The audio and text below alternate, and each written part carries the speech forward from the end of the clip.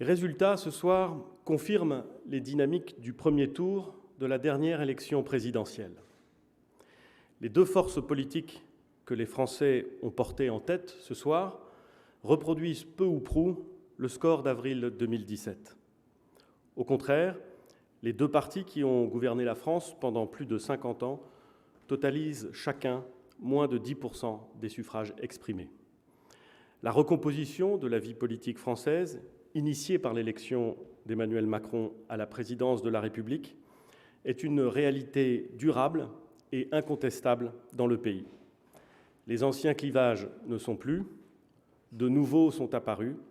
C'est sur cela qu'il faut avancer désormais: l'Europe, l'écologie, la croissance, l'emploi, la justice sociale. Les Français ont placé l'extrême droite en tête.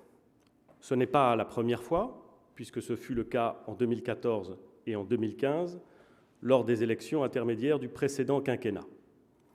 Mais je ne serai jamais dans le camp des indifférents et je ne veux pas banaliser ce résultat de l'extrême droite qui, élection après élection, s'enracine dans le paysage politique français au point d'en devenir l'une des grandes forces politiques.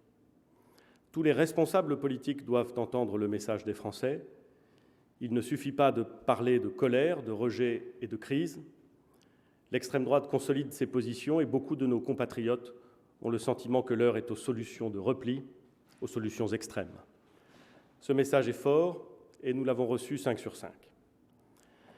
Comme nous avons reçu le message de nombreux Français sur l'urgence écologique. Partout en Europe, nos concitoyens, en particulier les plus jeunes, nous demandent d'agir avec détermination. C'est ce que nous ferons en France et en Europe. L'heure est donc à l'action, car les Français nous jugeront au final sur une seule chose: les résultats. Nous en avons obtenu en 2 ans, mais incontestablement pas assez.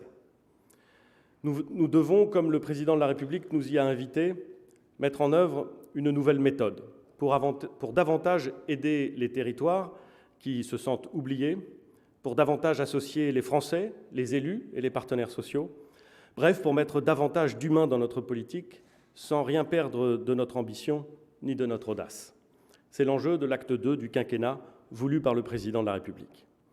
Il reste donc beaucoup de travail, en France comme en Europe. Nous pourrons, à Strasbourg, compter sur un groupe de députés européens engagés qui pèsera dans la future majorité. Pour ma part, j'accueille ces résultats avec humilité. Quand on termine 2e à une élection, on ne peut pas dire qu'on l'a gagnée. Avec humilité, mais aussi avec beaucoup de détermination. Détermination à poursuivre le rassemblement des forces de progrès de notre pays. Détermination à préparer l'avenir de notre pays. Dès demain, je serai à pied d'œuvre pour poursuivre le projet du Président et de la majorité. Je vous remercie.